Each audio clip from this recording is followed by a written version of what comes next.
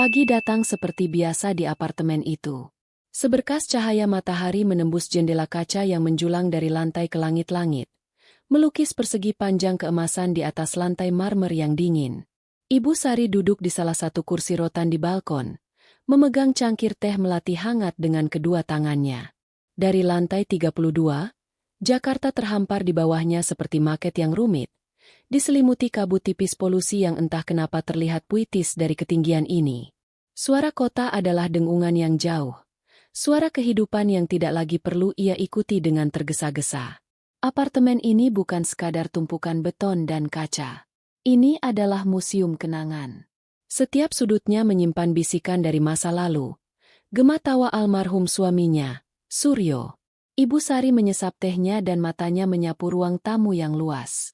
Di sana, di dinding sebelah kiri, tergantung sebuah lukisan pasar apung karya seorang seniman lokal. Suryo membelinya saat mereka berlibur ke Banjarmasin 20 tahun lalu. Ini akan jadi investasi, RI, katanya waktu itu sambil tertawa. Investasi kebahagiaan. Ibu Sari tersenyum tipis. Suryo selalu benar. Lukisan itu tidak pernah ia pikirkan nilainya dalam rupiah, tapi nilainya dalam kenangan tak terhingga. Di sebelah lukisan, sebuah rak buku dari kayu jati solid menjulang tinggi, penuh dengan buku-buku bersampul tebal. Suryo yang merancangnya, dan mereka menghabiskan akhir pekan bersama untuk mengaturnya. Ada buku-buku sejarah, novel klasik, biografi, dan beberapa album foto tebal. Ibu Sari kadang masih bisa mencium aroma samar pernis kayu yang menguar jika ia berdiri cukup dekat. Aroma yang sama seperti aroma tangan suaminya setelah seharian bekerja di bengkel hobinya. Hidupnya tenang sekarang. Di usia 65 tahun, yang ia inginkan hanyalah ketenangan ini. Merawat anggrek di balkon, membaca ulang novel-novel lama, dan sesekali mengundang teman-teman pengajiannya untuk makan siang. Satu-satunya penghubung aktifnya dengan dunia luar yang sibuk adalah putra tunggalnya, Bima. Bima, anaknya, adalah dunia yang sama sekali berbeda. Usianya 35 tahun, penuh dengan energi dan ambisi yang meluap-luap. Ia adalah produk zaman modern. Di matanya, semua hal adalah aset yang harus produktif. Ia tidak melihat lukisan pasar apung, ia melihat nilai seni yang bisa diapresiasi. Ia tidak melihat rak buku jati, ia melihat kayu antik dengan harga jual tinggi. Dan yang paling sering ia bicarakan, ia tidak melihat apartemen ini sebagai rumah, melainkan sebagai properti premium di lokasi strategis dengan potensi keuntungan luar biasa. Beberapa bulan terakhir, kunjungan Bima menjadi lebih sering. Tapi Ibu Sari merasakan ada yang berbeda. Kunjungan itu tidak lagi terasa hangat. Tidak ada lagi cerita tentang pekerjaan atau teman-temannya. Setiap percakapan, entah bagaimana caranya, selalu berbelok ke arah apartemen. Bu, tahu tidak harga tanah di area ini naik 30% tahun lalu? Katanya suatu sore, sambil matanya memindai langit-langit yang tinggi. Oh ya? Jawab Ibu Sari sekenanya, sambil menyodorkan sepiring pisang goreng. Makanlah, masih hangat. Bima mengambil satu pisang goreng, tapi matanya tidak beralih dari pilar marmer di sudut ruangan. Dengan nilai setinggi ini, sayang sekali kalau hanya jadi tempat tinggal ibu sendirian. Ini namanya dead asset, Bu. Aset mati. Uang miliaran rupiah hanya tertidur di sini. Ibu Sari menghela napas pelan. Ini bukan aset, Bima. Ini rumah. Rumah bisa di mana saja, Bu. Ibu bisa punya rumah yang lebih kecil, lebih praktis. Sisanya bisa diinvestasikan, diputar. Ibu bisa punya penghasilan pasif puluhan, bahkan ratusan juta sebulan tanpa melakukan apa-apa.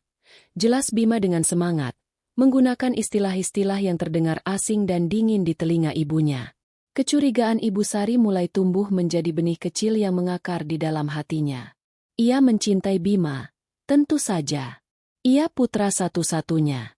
Tapi ia juga mengenal anaknya. Ia tahu kilat di mata Bima saat melihat peluang. Kilat yang sama yang dimiliki ayahnya, tapi dengan arah yang berbeda. Suryo membangun untuk menciptakan, untuk mengamankan. Bima sepertinya hanya ingin mendapatkan. Dengan cara secepat mungkin. Puncaknya adalah minggu lalu. Bima datang dengan membawa beberapa map di tangannya. Ia duduk di seberang ibunya, di sofa kulit yang biasa diduduki Suryo. "Bu," katanya dengan nada yang dibuat seserius mungkin. "Aku sudah bicara dengan beberapa rekan. Mereka bilang, sekarang waktu yang tepat untuk menjual. Pasar properti sedang di puncak. Kita sudah pernah membicarakan ini, Bima. Tapi ibu tidak mengerti. Ini bukan soal menjual rumah. Ini soal merencanakan masa depan. Masa depan ibu, masa depanku." Lalu ia mulai bertanya hal-hal yang spesifik. "Sertifikat apartemen ini atas nama siapa, Bu? Ayah dan ibu? Atau hanya ayah?" "Atas nama ayahmu." "Surat warisnya sudah diurus lengkap kan, Bu? Semua dokumennya ada di mana?" Ibu Sari merasakan dingin yang aneh menjalar di punggungnya. "Ada di brankas." "Kenapa kamu bertanya?" "Hanya untuk memastikan semuanya beres, Bu. Kadang dokumen lama perlu diperbarui. Aku bisa bantu mengurusnya kalau ibu mau. Aku punya kenalan notaris yang bagus." Katanya, terlalu lancar, terlalu siap dengan jawaban. Saat itu, Ibu Sari hanya diam. Ia tidak menjawab ya atau tidak. Tapi benih kecurigaan itu telah tumbuh menjadi pohon kecil yang kokoh. Malam itu, setelah Bima pulang, ia tidak bisa tidur. Ia berjalan mondar-mandir di apartemen yang sunyi. Ia memandangi foto pernikahannya dengan Suryo yang terpajang di atas meja. Di foto itu, mereka berdua terlihat sangat muda dan penuh harapan. "Apa yang harus kulakukan, Mas?" bisiknya pada foto itu. Seolah menjawab, ia teringat kata-kata suaminya bertahun-tahun yang lalu, saat Bima masih remaja dan mulai menunjukkan sifat keras kepalanya. Anak itu cerdas, tapi hatinya harus terus dijaga. Jangan biarkan ambisinya membutakan nuraninya. Nurani. Ibu Sari merenungkan kata itu. Ia melihat ambisi di mata Bima, tapi ia tidak yakin apakah ia masih bisa melihat nurani di sana. Perasaan tidak nyaman itu begitu kuat. Seperti firasat buruk yang tidak bisa diabaikan. Ia tahu, ia harus melakukan sesuatu. Bukan untuk melawan anaknya, tapi untuk melindungi warisan suaminya, melindungi rumahnya, dan mungkin, untuk melindungi Bima dari keserakahannya sendiri. Ia tidak tahu harus mulai dari mana, tapi ia tahu ia tidak bisa hanya diam dan menunggu. Ketenangan hidupnya terasa seperti kaca tipis yang mulai retak. Dan ia bisa mendengar dengan jelas suara retakan itu semakin membesar setiap kali anaknya datang berkunjung. Seminggu berlalu dalam keheningan yang menegangkan. Ibu Sari menjalani hari-harinya seperti biasa, tetapi ada beban berat yang menekan pundaknya. Setiap dering telepon membuatnya terlonjak. Setiap suara lift yang berhenti di lantainya membuat jantungnya berdebar. Ia merasa seperti sedang menunggu badai datang, melihat awan hitam berkumpul di cakrawala, dan tidak bisa melakukan apapun selain menunggu tetes hujan pertama jatuh. Lalu, badai itu datang. Pada hari Selasa sore, saat langit Jakarta berwarna kelabu karena mendung, bel apartemennya berbunyi. Dari interkom, ia melihat wajah Bima. Wajah yang datar dan tanpa ekspresi. Tidak ada senyum basa-basi seperti biasanya. Ibu Sari membuka pintu dengan perasaan gamang. Bima masuk tanpa mengucapkan salam. Sepatu kulitnya yang mahal mengeluarkan suara ketukan tajam di lantai marmer, memecah kesunyian ruangan. Ia tidak menuju sofa seperti biasa. Ia berhenti di tengah ruang tamu, berdiri membelakangi jendela besar yang menampilkan pemandangan kota. Siluetnya terlihat gelap dan mengintimidasi. Ibu Sari menutup pintu perlahan. "Kamu sudah makan, Bim?" tanyanya, mencoba memecah ketegangan dengan rutinitas seorang ibu. Bima tidak menjawab pertanyaan itu. Ia berbalik, dan matanya menatap ibunya dengan tatapan dingin yang belum pernah Ibu Sari lihat sebelumnya. Tatapan seorang asing. Ia melangkah ke meja kopi di depan sofa, sebuah meja kaca dengan kaki dari kuningan. Dari dalam saku jasnya, ia mengeluarkan sebuah amplop coklat yang tebal dan meletakkannya di atas meja. Suara amplop yang bergesekan dengan kaca terdengar sangat keras di ruangan yang senyap. "Ini untuk ibu," kata Bima. Suaranya rendah dan tanpa emosi. Ibu Sari menatap amplop itu, lalu menatap wajah anaknya. Apa ini? Uang. 1 juta rupiah. 1 juta rupiah. Kata-kata itu menggantung di udara. Ibu Sari mengerutkan keningnya. Tidak mengerti. Untuk apa Bima memberinya uang sebanyak itu? Seolah bisa membaca pikirannya. Bima melanjutkan. Apartemen ini sudah laku terjual. Dunia Ibu Sari seakan berhenti berputar. Napasnya tercekat di tenggorokan. Terjual? Bagaimana bisa? Ia merasakan kakinya lemas. Dan ia mundur selangkah, berpegangan pada sandaran kursi untuk menopang tubuhnya. Kata-kata itu seperti gema di dalam kepalanya. Terjual. Terjual. Terjual. Apa? Apa maksudmu, Bima? Bisiknya. Suaranya bergetar. Maksudku persis seperti yang kukatakan, Bu. Apartemen ini sudah terjual pagi tadi. 15 miliar rupiah, kata Bima, menyebut angka itu dengan nada bangga yang mengerikan. Aku sudah menggunakan surat kuasa yang Ibu tanda tangani dulu. Ibu ingat, kan? Saat mengurus pajak. Ternyata masih berlaku. Ibu Sari menatap kosong. Ia samar-samar ingat pernah menandatangani beberapa dokumen untuk Bima, bertahun-tahun lalu. Ia percaya begitu saja pada anaknya. Ia tidak pernah menyangka kepercayaan itu akan digunakan sebagai senjata untuk menikamnya dari belakang. Kenapa, Bima? Kenapa kamu melakukan ini? Suara Ibu Sari nyaris tidak terdengar. Rasa sakit yang tajam menusuk jantungnya. Jauh lebih sakit daripada kesedihan saat ditinggal mati suaminya. Ini adalah rasa sakit karena pengkhianatan. Pengkhianatan dari darah dagingnya sendiri. Wajah Bima mengeras. Untuk pertama kalinya, ia menunjukkan emosinya. Sebuah kilat kejengkelan dan amarah. Kenapa? Karena ibu tidak mau mendengarkan. Aku sudah mencoba memberimu nasihat baik-baik. Aset ini terlalu besar untuk ibu. Ini pemborosan. Ibu duduk di atas tumpukan emas tapi hidup seperti orang biasa. Aku hanya melakukan apa yang seharusnya dilakukan. Aku membuka potensi aset ini. Untuk kita. Untuk masa depan kita. Tapi ini rumahku. Rumah hanyalah bangunan, Bu. Potong Bima dengan kasar. Jangan sentimental. Dengan uang ini, aku bisa membangun kerajaan bisnis. Dan ibu tidak perlu lagi khawatir soal biaya hidup. Ia menunjuk amplop di atas meja dengan dagunya. 1 juta itu cukup untuk permulaan. Ibu Sari mengikuti arah tunjukannya. 1 juta rupiah. Dari 15 miliar. Sebuah remah roti yang dilemparkan dari meja perjamuan. Penghinaan itu terasa seperti tamparan keras di wajahnya. Lalu, Bima mengucapkan kalimat yang akan selamanya terpatri dalam ingatan Ibu Sari. Kalimat yang merangkum semua kekejaman dan keserakahannya. Pergilah sewa sebuah kamar di tempat kumuh di pinggiran kota. Jangan hubungi aku lagi. Hening. Ibu Sari menatap anaknya. Pria dewasa yang berdiri di hadapannya. Yang ia lahirkan dan besarkan. Ia melihat wajah suaminya dalam rahang Bima yang tegas. Tapi ia tidak lagi melihat hati suaminya di mata anaknya. Yang ada di sana hanya kekosongan yang dingin dan ambisi yang membara.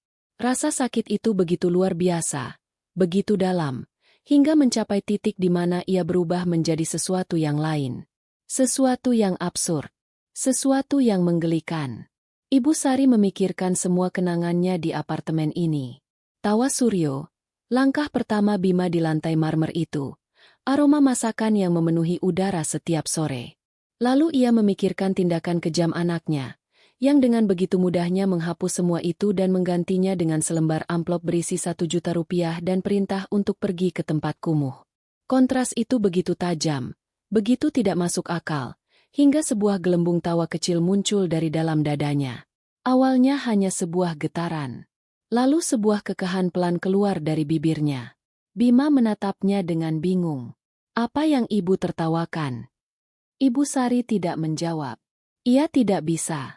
Kekahan itu tumbuh menjadi tawa yang lebih lepas. Ia menutupi mulutnya, mencoba menahannya. Tapi tawa itu terus mendesak keluar. Ia tertawa sampai bahunya berguncang. Ia tertawa sampai air mata mulai menggenang di sudut matanya. Ini bukan tawa kebahagiaan. Ini bukan tawa kesedihan. Ini adalah tawa seseorang yang mengetahui sebuah rahasia besar. Tawa seseorang yang melihat sebuah lelucon kosmik yang sangat pahit. Bima mulai panik. Reaksi ibunya sama sekali di luar perkiraannya. Ia mengharapkan tangisan. Ia mengharapkan teriakan. Ia mengharapkan makian atau permohonan. Tapi ia tidak pernah mengharapkan tawa. Ibu sudah gila? Bentaknya. Suaranya terdengar sedikit cemas. Syok membuat ibu jadi tidak waras. Ibu Sari perlahan mengendalikan tawanya. Ia menyeka air mata di sudut matanya dengan ujung jilbabnya. Ia menegakkan tubuhnya. Dan untuk pertama kalinya sejak Bima datang, ia menatap langsung ke mata anaknya dengan tatapan yang jernih dan tajam. Tidak ada lagi ketakutan atau kesedihan di sana. Yang ada hanya ketenangan yang menakutkan. Ia tidak mengatakan apa-apa. Ia hanya menatap. Tatapan dan tawa itu membuat Bima merinding. Suasana di ruangan itu berubah. Ia yang tadinya merasa memegang kendali penuh, tiba-tiba merasa seperti sedang diawasi. Ia merasa kecil. Terserah ibu saja, katanya dengan gugup. Mundur selangkah menuju pintu. Aku sudah melakukan tugasku. Gunakan uang itu. Pembeli akan datang untuk mengurus apartemen ini dalam beberapa hari. Ia berbalik dan berjalan cepat keluar dari apartemen. Hampir seperti melarikan diri. Suara pintu yang ditutup terdengar menggema. Ibu Sari tetap berdiri di tempatnya. Ia sendirian lagi di apartemen yang luas itu. Ia memandangi amplop coklat di atas meja. 1 juta rupiah. Lalu ia menatap lukisan pasar apung di dinding. Ia teringat sesuatu yang baru saja ia lakukan beberapa hari yang lalu. Sebuah pertemuan penting. Sebuah tanda tangan di atas kertas bermeterai. Senyum tipis yang penuh arti tersungging di bibirnya. Ia tahu apa yang tidak diketahui Bima. Putranya mengira ia baru saja memenangkan sebuah pertempuran. Padahal, Bima baru saja berjalan lurus ke dalam sebuah perangkap yang telah ia siapkan dengan hati-hati. Dan Ibu Sari tahu, tawa yang sebenarnya baru akan dimulai. Tawa itu sudah berhenti, tapi gemanya masih terasa di dalam dada Ibu Sari. Ia berjalan perlahan melintasi ruang tamu yang sunyi, melewati meja kaca tempat amplop coklat itu tergeletak seperti sebuah nisan kecil untuk hubungannya dengan sang anak. Ia tidak menyentuhnya. Ia terus berjalan menuju balkon, tempat angin sore meniup helai-helai rambutnya yang mulai memutih. Ia memegang pagar pembatas yang dingin, menatap kota di bawah, dan pikirannya melayang kembali. Kembali ke hari yang menentukan itu, seminggu yang lalu. Hari itu dimulai seperti hari ini, dengan kecemasan yang samar. Kunjungan Bima sebelumnya, yang penuh dengan pertanyaan tajam tentang sertifikat dan surat waris, telah meninggalkan residu beracun di dalam hatinya. Ia mencoba mengabaikannya, mengatakan pada dirinya sendiri bahwa ia hanya seorang ibu tua yang paranoid. Bima hanya ingin membantu. Ia mencoba meyakinkan dirinya. Tapi intuisi seorang wanita, yang diasah oleh 65 tahun pengalaman hidup, adalah sesuatu yang sulit untuk dibungkam. Malam itu ia tidak bisa tidur. Ia bangun dan pergi ke ruang kerja almarhum suaminya. Sebuah ruangan yang jarang ia masuki karena terlalu penuh dengan kenangan. Ia membuka laci meja kayu jati yang berat dan mengeluarkan album foto lama. Di sana ada foto-foto Bima saat kecil. Bima dengan sepeda roda tiganya. Bima saat memenangkan lomba lari karung di sekolah. Bima saat wisuda sarjana dengan wajah penuh kebanggaan. Ia menelusuri foto-foto itu, mencari-cari sisa dari anak laki-laki yang ia kenal. Di mana letak kesalahannya? Apakah ia terlalu memanjakannya? Apakah ia dan Suryo memberinya segalanya hingga Bima tidak pernah belajar nilai dari perjuangan? Pertanyaan-pertanyaan itu menyiksanya. Lalu matanya tertuju pada sebuah buku agenda tua milik Suryo. Di halaman belakang, suaminya telah menulis daftar nomor telepon penting. Dokter keluarga, tukang ledeng langganan, dan sebuah nama yang sudah hampir ia lupakan. Wijoyo, pengacara. Di sebelahnya ada nomor telepon kantor dan catatan kecil. Orang baik, bisa dipercaya. Jantung Ibu Sari berdebar. Menelepon pengacara terasa seperti sebuah langkah yang drastis. Sebuah pengakuan bahwa ia tidak lagi mempercayai putranya sendiri. Rasanya seperti sebuah pengkhianatan. Tapi kemudian ia teringat tatapan mata Bima saat menanyakan letak sertifikat. Itu bukan tatapan anak yang ingin membantu. Itu tatapan seorang pemburu yang mengincar mangsanya. Dengan tangan gemetar, ia menekan nomor itu keesokan paginya. Suara di seberang telepon terdengar ramah dan tua. Ia memperkenalkan diri sebagai janda dari almarhum Suryo. Nama itu langsung dikenali. Pak Wijoyo terdengar terkejut sekaligus senang. Ia mengundang Ibu Sari untuk datang ke kantornya sore itu juga.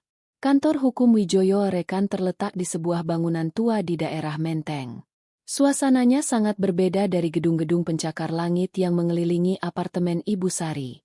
Kantor itu terasa tenang dan bijaksana.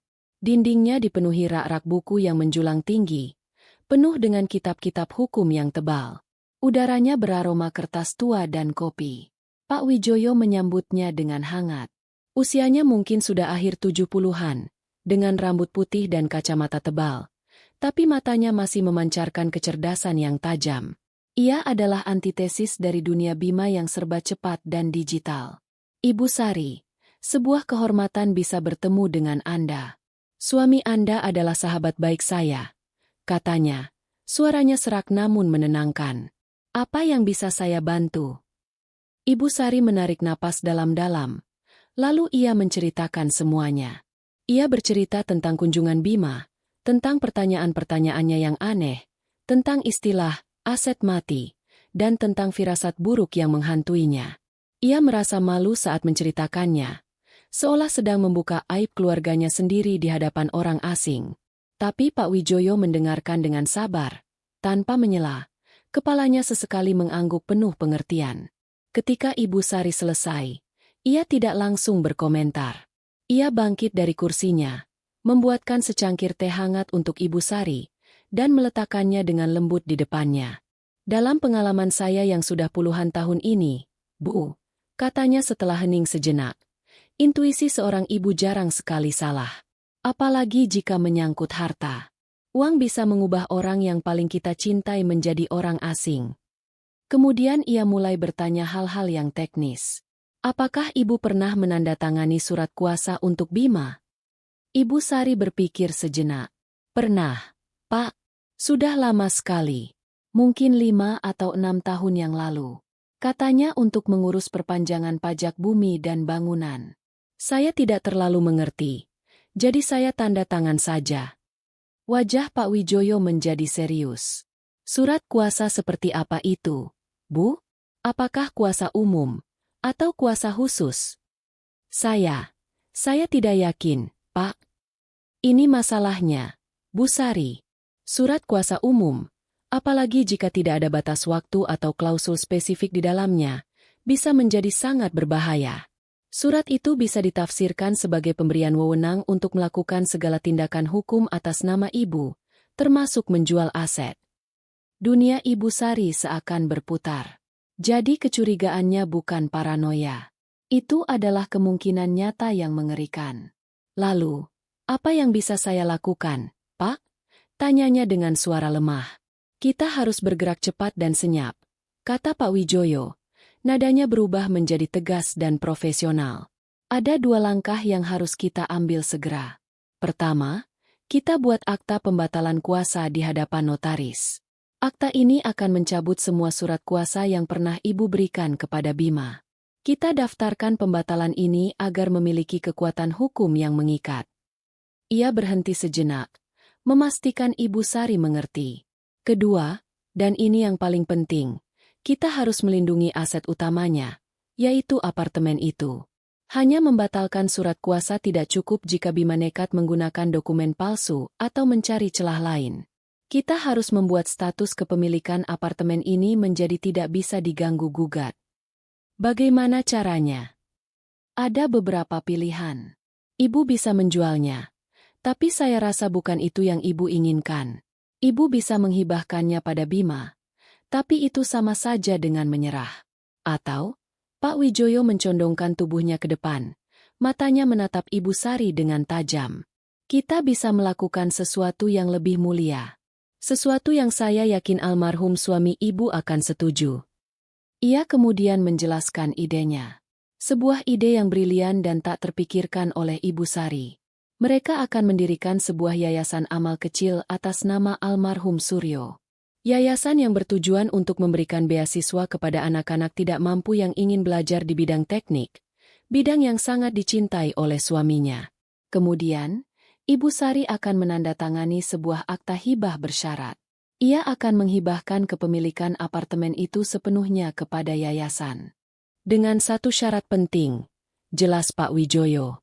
Di dalam akta itu akan tertulis klausul bahwa Ibu Sari, sebagai pendiri yayasan dan istri dari almarhum Suryo, berhak penuh untuk menempati dan menggunakan apartemen tersebut seumur hidupnya, tanpa ada seorang pun yang bisa mengusiknya.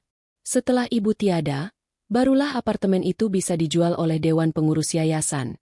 Dan seluruh hasilnya 100% harus digunakan untuk dana abadi beasiswa. Ibu Sari terdiam, terpana. Ide itu sempurna. Dengan satu langkah, ia tidak hanya melindungi rumahnya dari keserakahan Bima, tetapi ia juga mengubah apartemen itu dari sekadar aset mati, menjadi warisan abadi yang akan terus memberikan manfaat bagi banyak orang. Itu adalah sebuah penghormatan tertinggi bagi suaminya. Itu adalah cara mengubah sesuatu yang buruk menjadi kebaikan. Air mata mengalir di pipinya. Tetapi kali ini bukan air mata kesedihan. Ini adalah air mata kelegaan dan rasa syukur. Saya setuju, Pak. Mari kita lakukan itu. Semuanya bergerak dengan sangat cepat. Pak Wijoyo adalah seorang profesional sejati. Dalam 2 hari, semua dokumen sudah siap. Di kantor seorang notaris kenalan Pak Wijoyo, Ibu Sari menandatangani 2 akta penting. Pertama, akta pembatalan semua surat kuasa untuk Bima. Kedua, akta pendirian Yayasan Suryo Nugroho dan akta hibah bersyarat atas apartemen tersebut. Saat memegang pena untuk menandatangani, tangannya tidak lagi gemetar. Ada perasaan sedih yang mendalam bahwa ia harus melakukan ini terhadap anaknya sendiri. Tapi di atas kesedihan itu, ada lapisan keteguhan yang kuat. Ia tidak sedang menghukum Bima. Ia sedang melindungi warisan suaminya. Ia sedang melindungi dirinya sendiri. Setelah semua dokumen ditandatangani dan didaftarkan hari itu juga ke Badan Pertanahan Nasional, sebuah perasaan tenang yang luar biasa menyelimuti Ibu Sari. Ia pulang ke apartemennya sore itu. Ia menyeduh teh melati, duduk di balkon, dan menatap matahari terbenam. Beban berat di pundaknya telah terangkat. Ia tahu Bima akan segera bergerak. Ia tahu badai akan datang.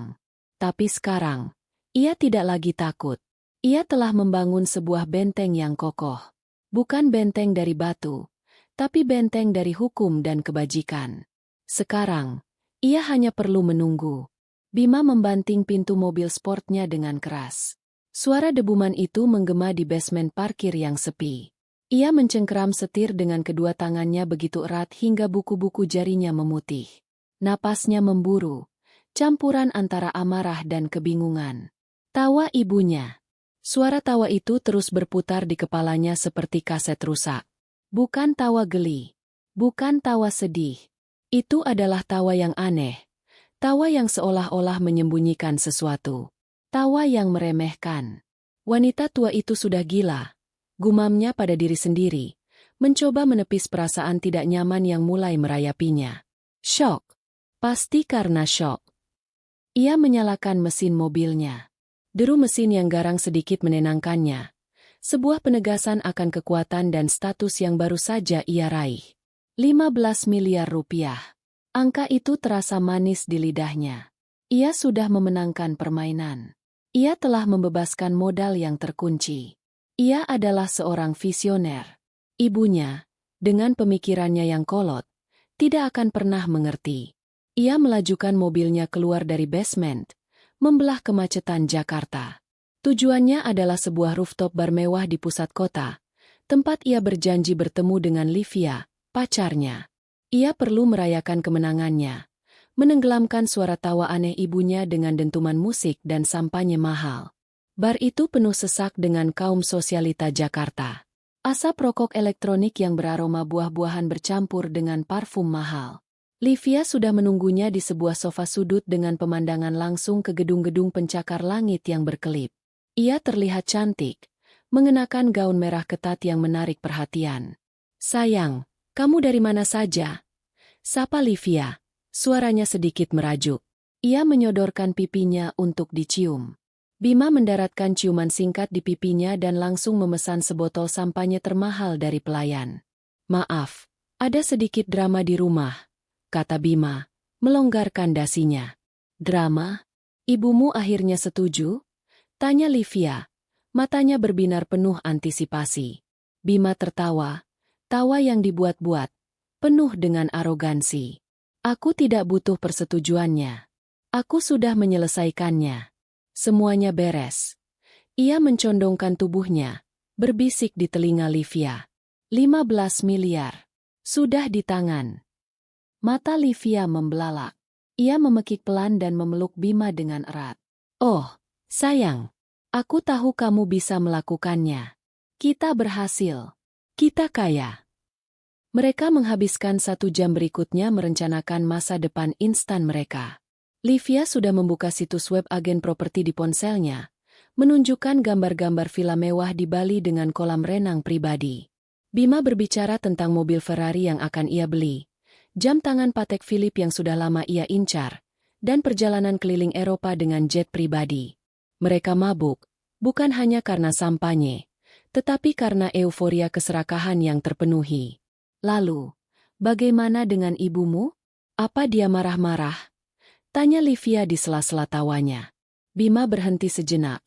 Gelas sampanyenya tertahan di udara. Bayangan wajah tenang ibunya melintas di benaknya. Anehnya, tidak. Dia hanya tertawa. "Tertawa?" Livia mengerutkan kening. "Tertawa bagaimana?" "Entahlah. Seperti orang gila. Kurasa dia syok berat. Kasihan juga, sih. Tapi ini demi kebaikannya juga. Nanti kalau dia sudah tenang, aku akan carikan dia panti jompo yang paling bagus," kata Bima, seolah-olah itu adalah sebuah tindakan amal yang mulia. Livia mengangguk setuju. Pikirannya sudah kembali ke gambar-gambar villa di ponselnya.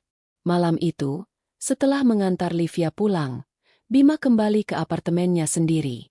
Sebuah unit mewah yang ia sewa, yang sebentar lagi akan terasa sangat kecil dibandingkan dengan apa yang bisa ia beli.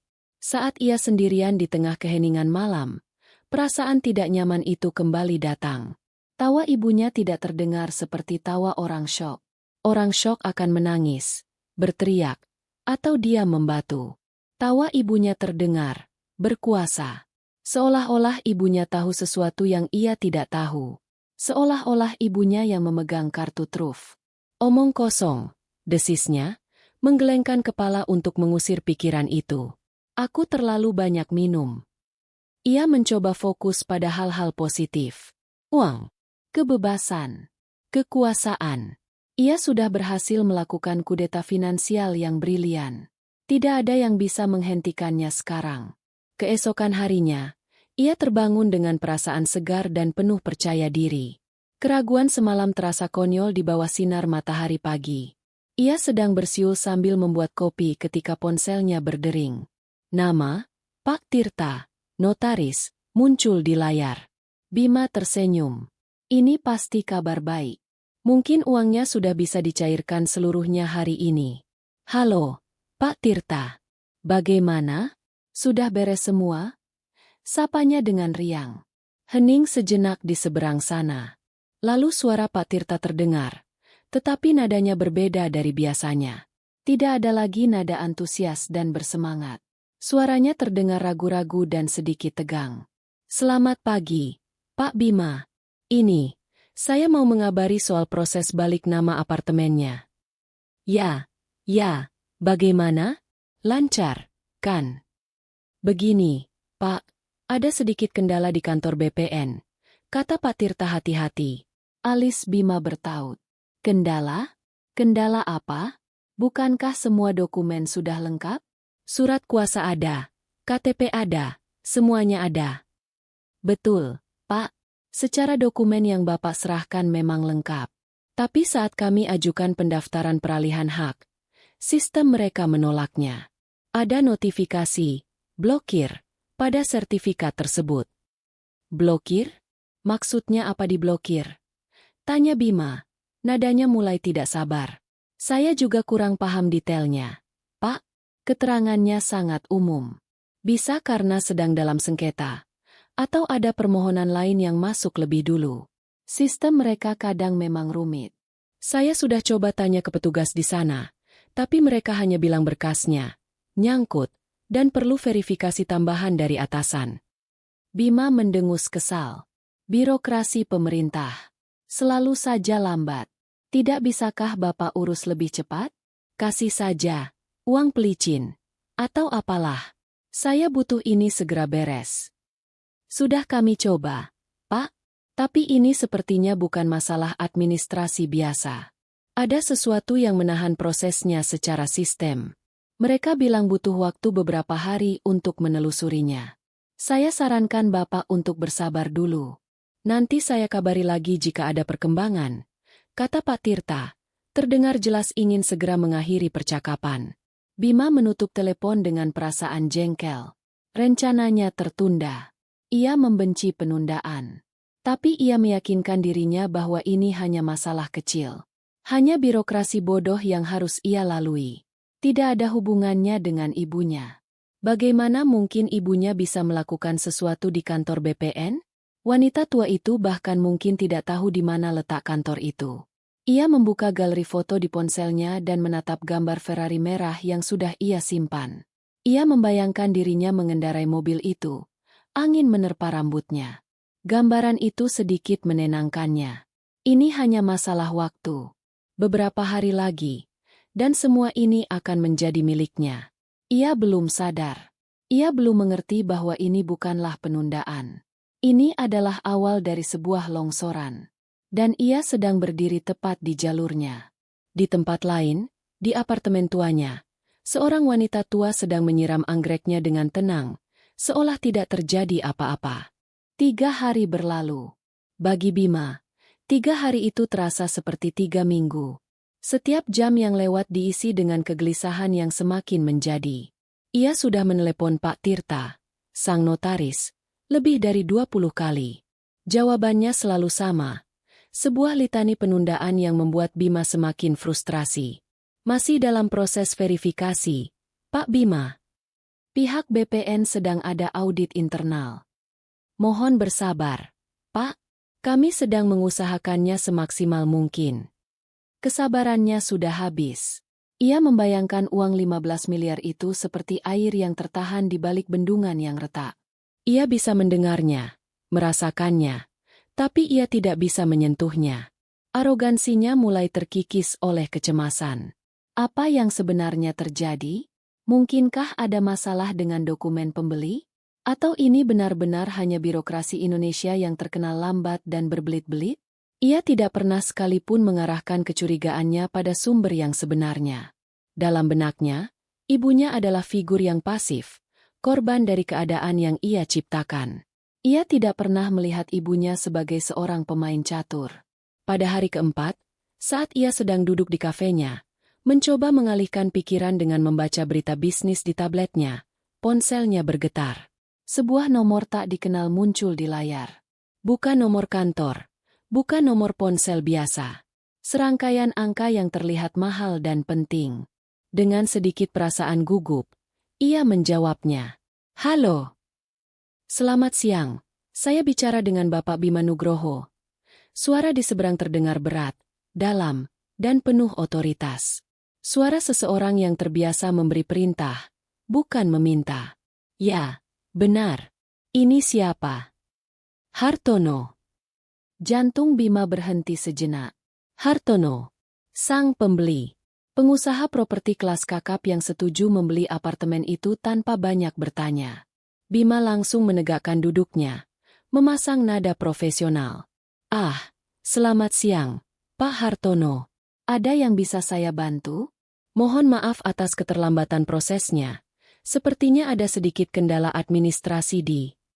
Potong omong kosongmu, sela Hartono. Suaranya sedingin es. Semua keramahan lenyap seketika.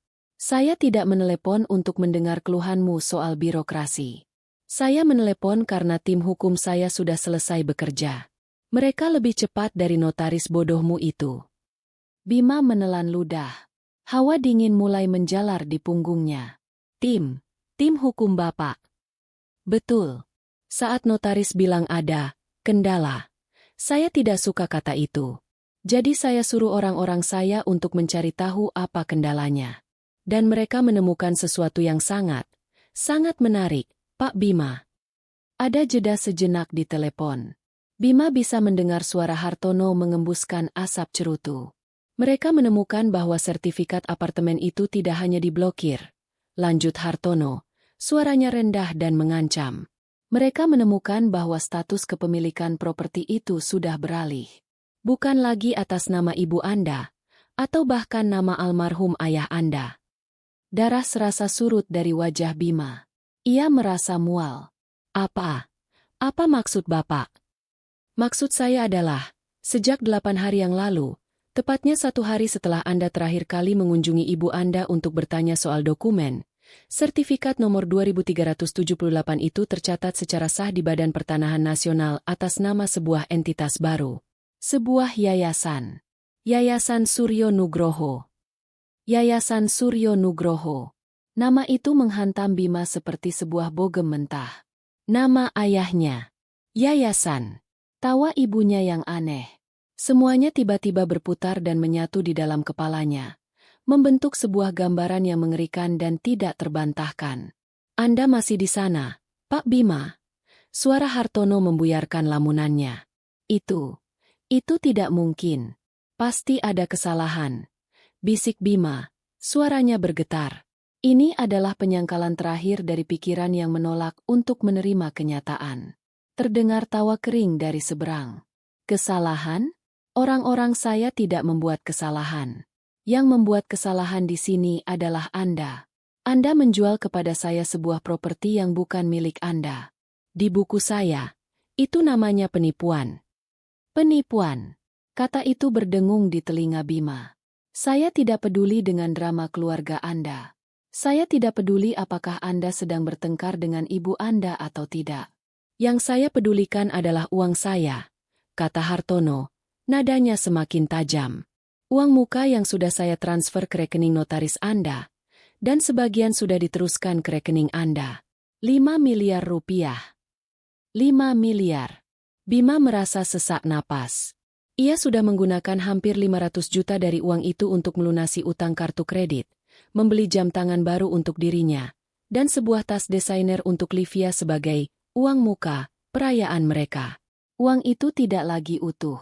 Dengarkan saya baik-baik, anak muda, kata Hartono, dan kali ini tidak ada lagi basa-basi dalam suaranya. Yang ada hanya ancaman murni. Saya mau uang saya kembali. 5 miliar rupiah. Utuh. Harus sudah ada di rekening saya dalam waktu 24 jam ke depan. Tidak kurang 1 sen pun. Tapi, Pak, saya. Tidak ada tapi. 24 jam. Kalau sampai terlambat 1 menit saja, jangan harap saya akan melapor ke polisi. Saya bukan orang yang sabaran menunggu proses pengadilan yang bertele-tele. Saya punya cara saya sendiri untuk menyelesaikan masalah penipuan seperti ini. Cara yang jauh lebih cepat dan jauh lebih menyakitkan. Anda mengerti maksud saya? Bima tidak bisa menjawab. Lidahnya keluh. Ancaman itu begitu nyata, begitu dingin. Ia bisa membayangkan orang-orang suruhan Hartono, berbadan tegap dengan wajah tanpa ekspresi. Ini bukan lagi masalah kehilangan uang. Ini sudah menjadi masalah nyawa. Saya anggap Anda mengerti, kata Hartono. Lalu sambungan telepon ditutup. Bima duduk mematung di kursinya. Tabletnya masih menyala, menampilkan berita tentang merger perusahaan raksasa. Dunia bisnis yang ia puja, yang ia kira telah ia taklukkan, kini menunjukkan taringnya yang sebenarnya. Ia merasa seperti seekor tikus yang terpojok di dalam kandang ular. Panik yang luar biasa menjalari seluruh tubuhnya. Ia gemetar hebat. Ia mencoba menelepon Pak Tirta, notarisnya. Panggilannya langsung dialihkan ke pesan suara. Ia mencoba lagi. Cema. Notaris itu jelas menghindarinya, mencoba menyelamatkan diri dari bencana yang ia ikut ciptakan. Ia sendirian. Dan di tengah kepanikannya, gambaran paling jelas yang muncul di benaknya adalah wajah ibunya. Wajahnya saat ia tertawa. Bukan tawa kegilaan. Bukan tawa kesedihan. Sekarang ia mengerti. Itu adalah tawa kemenangan. Tawa seorang ratu yang baru saja melakukan skakmat pada lawannya yang sombong dan bodoh. Ibunya telah selangkah, bahkan 10 langkah, di depannya. Ia meremehkan seorang wanita tua yang pendiam, dan kini ia harus membayar harganya. Harga yang sangat mahal. 24 jam. 5 miliar rupiah. Dan ancaman tanpa nama dari seorang pria yang sangat berbahaya. Dunianya runtuh berkeping-keping, dan ia terkubur di bawah reruntuhannya. Waktu terasa berjalan dengan kecepatan yang menyiksa. Setiap detik yang berlalu seperti tetesan air di atas kepalanya. Sebuah penanda menuju tenggat waktu yang tak terhindarkan. 24 jam. Angka itu berputar-putar di kepala Bima, membakar otaknya. Ia meninggalkan kafe dengan tergesa-gesa, mengabaikan tatapan heran dari pengunjung lain. Ia masuk ke mobilnya, tetapi ia tidak tahu harus pergi kemana. Apartemennya yang mewah kini terasa seperti penjara. Setiap benda mahal di dalamnya seolah mengejek kegagalannya. Ia butuh bantuan. Ia butuh jalan keluar. Pikiran pertamanya tertuju pada Livia, pacarnya. Wanita yang telah berjanji akan berada di sisinya, yang telah ikut merayakan kemenangan mereka. Ia memarkir mobilnya di pinggir jalan dan meneleponnya dengan tangan yang masih gemetar. "Sayang, ada apa?"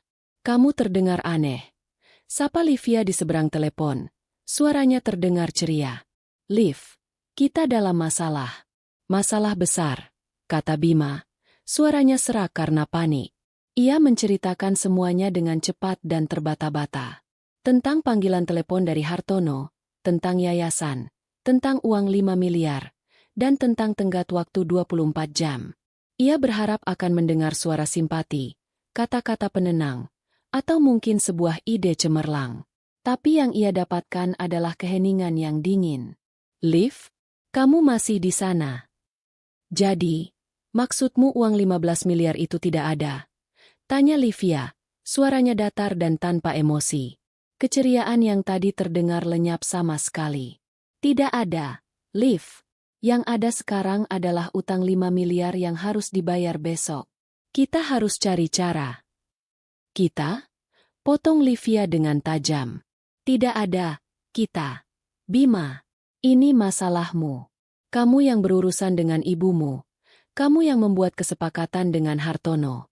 Jangan bawa-bawa aku ke dalam kekacauanmu." Bima tercengang. Tapi kamu ikut menikmatinya. Tas yang kubelikan. Tas itu bisa kuanggap sebagai kompensasi atas waktu yang sudah kusia-siakan dengan pembohong sepertimu, jawab Livia dengan kejam. "Dengar, Bima, aku mencari partner hidup, bukan beban.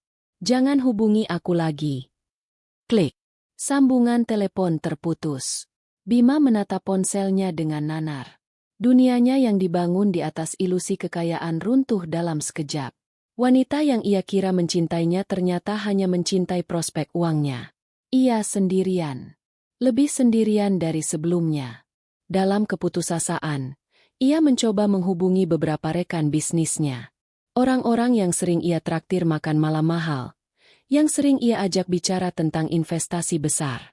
Ia merendahkan dirinya. Memohon pinjaman. Jawabannya bisa ditebak. Ada yang langsung menolak dengan alasan, keuangan sedang sulit. Ada yang tertawa dan menganggapnya bercanda. Tidak ada satupun yang mau membantunya. Di dunia mereka, kegagalan adalah penyakit menular yang harus dihindari. Malam tiba, mengubah langit Jakarta menjadi lautan cahaya buatan. Bagi Bima, lampu-lampu itu tidak lagi terlihat indah. Mereka terlihat seperti mata-mata yang mengawasinya, menghitung mundur sisa waktunya. Ia kembali ke apartemennya, berjalan mondar-mandir seperti binatang yang terperangkap. Ia harus bagaimana? Menjual mobilnya? Itu bahkan tidak akan menutupi 1/10 utangnya. Menjual jam tangannya? Hanya setetes air di lautan. Ia ambruk di sofa. Wajahnya terbenam di telapak tangannya. Ia kalah. Ia hancur. Tidak ada lagi jalan keluar. Saat itulah ponselnya berdering lagi. Sebuah nomor telepon rumah yang tidak ia kenal. Dengan sisa tenaga yang ada, ia mengangkatnya. Mungkin salah satu temannya berubah pikiran. Halo. Selamat malam. Apakah saya berbicara dengan saudara Bima Nugroho? Suara di seberang terdengar tenang, tua, dan sangat formal. Bukan suara temannya. Ya. Siapa ini? Nama saya Wijoyo. Dari kantor hukum Wijoyo Arekan. Saya adalah kuasa hukum yang ditunjuk oleh ibu Anda, Ibu Sari. Jantung Bima serasa berhenti berdetak. Pengacara ibunya. Jadi ibunya tidak hanya mendirikan yayasan. Ibunya juga menyewa pengacara. Ini bukan lagi sekadar tindakan perlindungan diri. Ini adalah sebuah operasi yang terencana. Apa mau Anda? Tanya Bima. Suaranya nyaris tidak terdengar. Saya tidak menginginkan apa-apa. Saudara Bima, saya hanya menelepon untuk menyampaikan beberapa hal agar posisi hukum Anda menjadi jelas. Kata Pak Wijoyo, suaranya tetap tenang dan datar, yang entah bagaimana membuatnya terdengar lebih menakutkan daripada teriakan. Pertama, saya ingin mengonfirmasi bahwa klien saya, Ibu Sari, memang telah menghibahkan apartemen di Sudirman tersebut kepada Yayasan Suryo Nugroho. Peralihan hak telah sah dan tercatat di kantor pertanahan. Kedua, lanjutnya tanpa menunggu jawaban. Saya ingin memberitahukan bahwa surat kuasa yang Anda gunakan untuk melakukan transaksi jual-beli dengan Bapak Hartono sudah tidak berlaku. Klien saya telah menandatangani akta pembatalan kuasa di hadapan notaris 1 hari sebelum Anda melakukan transaksi. Salinan akta tersebut juga sudah kami kirimkan ke kantor pertanahan. Artinya, tindakan Anda menjual aset tersebut adalah tindakan ilegal. Setiap kata yang diucapkan Pak Wijoyo adalah paku yang menancap di peti mati Bima. Berdasarkan fakta-fakta tersebut, tindakan Anda dapat dikategorikan sebagai beberapa tindak pidana sekaligus. Antara lain, penipuan, seperti yang diatur dalam Pasal 378 KUHP, dan penggelapan, Pasal 372 KUHP. Jika terbukti ada pemalsuan dokumen, bisa dikenakan pasal tambahan. Bima hanya bisa diam, mendengarkan nasibnya dibacakan seperti sebuah vonis. Namun, kata Pak Wijoyo, dan kata ini membuat Bima menahan napas. Klien saya, sebagai seorang ibu, tidak memiliki niat untuk melaporkan Anda ke pihak kepolisian dan melihat Anda di penjara. Secercah harapan muncul di hati Bima. Apakah ibunya akan membantunya? Harapan itu langsung dipadamkan oleh kalimat berikutnya. Namun, perlu Anda catat, tindakan Anda telah menimbulkan kerugian finansial yang besar pada pihak ketiga, yaitu Bapak Hartono. Ibu Sari maupun Yayasan Suryo Nugroho tidak memiliki kewajiban hukum maupun moral sedikitpun untuk menutupi kerugian yang Anda sebabkan. Itu adalah 100% tanggung jawab pribadi Anda. Bima merosot lemas. Tujuan saya menelepon adalah untuk menegaskan hal ini. Jangan pernah berpikir untuk mendekati, menghubungi, apalagi mengintimidasi klien saya untuk meminta pertanggungjawaban. Bukti-bukti tindakan ilegal Anda, salinan surat kuasa yang tidak berlaku, perjanjian jual-beli, bukti transfer, semuanya sudah kami amankan. Satu langkah saja Anda mengganggu ketenangan Ibu Sari, kami tidak akan ragu untuk menyerahkan seluruh berkas ini ke pihak kepolisian pada saat itu juga. Ini adalah pesan terakhir dari kami. Selamat malam, Saudara Bima. Telepon ditutup. Bima melepaskan ponselnya. Benda itu jatuh ke karpet tebal tanpa suara. Hening. Keheningan yang total dan absolut.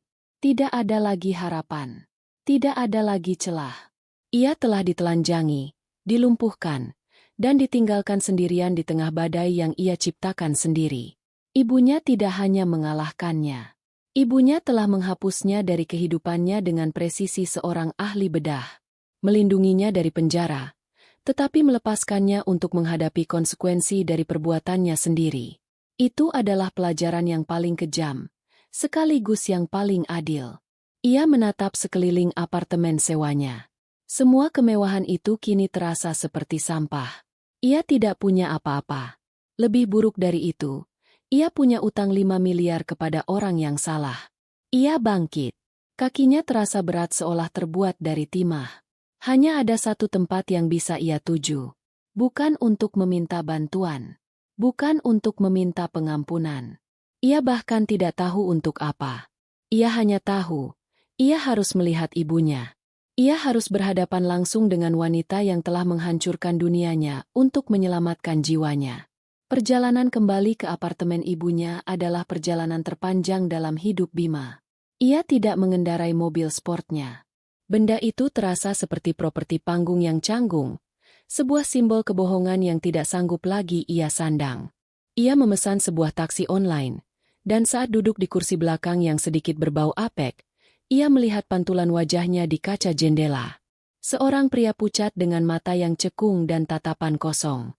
Pria yang sama yang beberapa hari lalu merasa seperti Raja Jakarta, kini terlihat seperti seorang buronan. Gedung apartemen yang menjulang megah itu tidak lagi terlihat seperti rumah.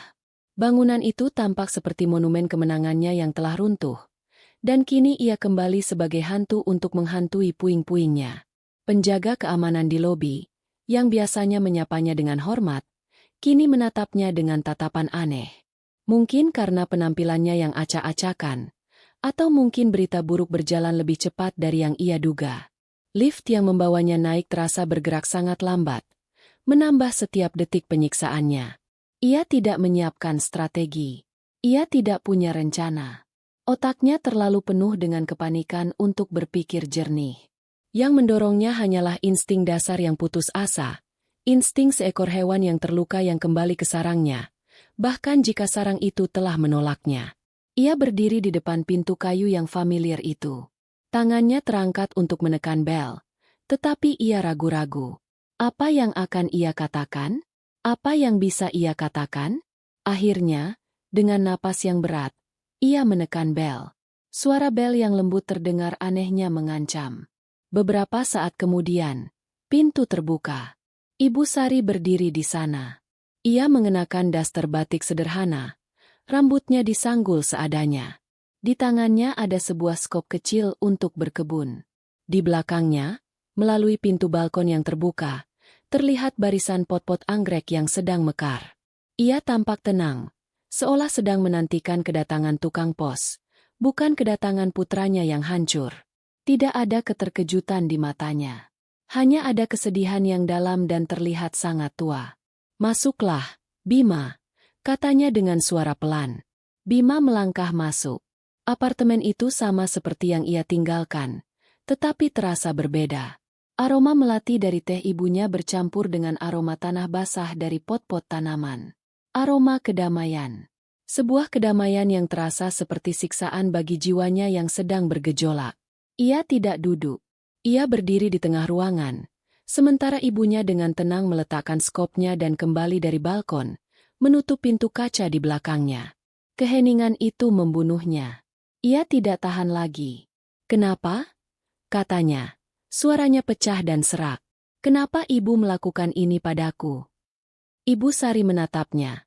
Matanya yang teduh tidak goyah. "Melakukan apa, Bima?" "Semua ini," teriak Bima. Tangannya menunjuk ke sekeliling ruangan. "Yayasan. Pengacara. Ibu merencanakan semua ini di belakangku. Ibu menjebakku."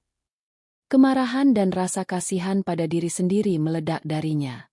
"Aku bisa mati, Bu. Orang itu, si Hartono, dia bukan orang baik. Dia memberiku waktu 24 jam untuk mengembalikan 5 miliar. Uang yang aku bahkan tidak punya. Dia akan membunuhku. Bu, apakah ibu mendengarku? Anakmu satu-satunya akan mati karena perbuatanmu." Ia berharap teriakannya akan mengguncang ibunya. Ia berharap melihat kepanikan, rasa bersalah, penyesalan. Tapi Ibu Sari hanya menatapnya dengan kesedihan yang sama. "Duduklah, Bima. Kita bicara baik-baik." "Aku tidak mau duduk," bentaknya. Ia mulai mondar-mandir seperti singa dalam kurungan. "Tidak ada yang perlu dibicarakan baik-baik. Ibu telah menghancurkan hidupku. Semua yang sudah kubangun. Reputasiku. Masa depanku. Semuanya hancur. Hanya karena sebuah apartemen tua. Akhirnya, Ibu Sari angkat bicara. Suaranya tetap lembut. Tetapi setiap kata memiliki bobot sebuah batu granit. Aku tidak menghancurkanmu, Bima. Kamu yang menghancurkan dirimu sendiri dengan keserakahanmu. Ia berjalan mendekati rak buku peninggalan suaminya. Jemarinya mengelus punggung sebuah buku bersampul kulit yang tebal. Kamu bilang ini hanya sebuah apartemen tua, katanya pelan. Matanya menatap ke kejauhan. Kamu tahu, Bima? Ayahmu bekerja selama 15 tahun tanpa henti untuk bisa membayar uang muka tempat ini. Dia mengambil pekerjaan tambahan di akhir pekan. Tidur hanya 4 jam sehari. Aku masih ingat tangannya yang kapalan saat pertama kali kita memegang kunci apartemen ini. Dia tidak membelinya sebagai aset. Dia membelinya sebagai benteng. Sebuah benteng untuk melindungi keluarganya. Untuk melindungimu. Ia berbalik menghadap Bima. Di sofa itu, kamu belajar membaca. Di karpet itu, kamu merangkak untuk pertama kalinya. Di meja makan itu, ayahmu mengajarimu matematika sampai larut malam. Setiap sudut di tempat ini dipenuhi oleh cinta dan pengorbanan. Bima.